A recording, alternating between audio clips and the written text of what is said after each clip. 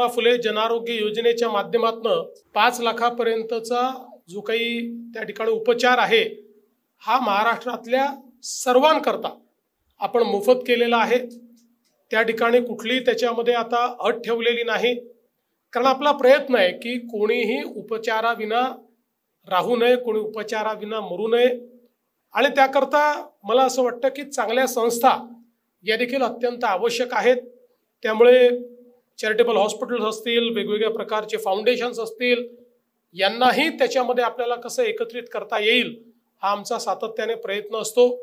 आज आपण विशेषतः एक मुख्यमंत्री कक्ष चालवतो, ज्या कक्षाच्या माध्यमातून वेगवेगळ्या प्रकारचे चॅरिटेबल हॉस्पिटल्स जे आहेत त्याच्यामध्ये जे रिझर्व्ड चॅरिटी बेड्स आहेत, या बेड्सवर गरिबांना आणि गरजूंना जागा मिळाली पाहिजे अशा प्रकारची व्यवस्था आपण उभी केलेली आहे।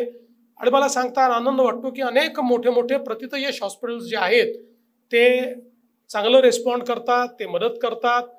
अनेक वेळा 30-30 लाख 40-40 लाख रुपये जे ऑपरेशन्सला लागतात असे गरिबांचे ऑपरेशन्स हे या माध्यमातून मोफत आपल्याला करता येतात।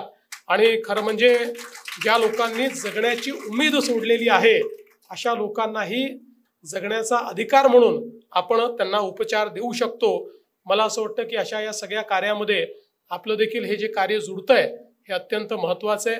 मी योगेशजींचे आभार मानेन, कारण योगेशजींनी आम्हाला आग्रह धरला होता की मी या कार्यक्रमाला आलो पाहिजे, पण मला समाधान आहे की मी एका चांगल्या कार्यक्रमामध्ये या ठिकाणी आलो।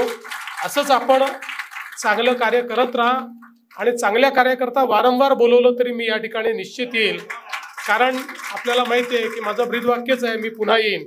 त्याच्यामुळे चांगल्या कार्यक्रमाला मी पुन्हा येतोच, त्यामुळे आपण जरूर बोलवा एवढीच आपल्याला विनंती करतो। पुन्हा एकदा आपले आभार मानतो।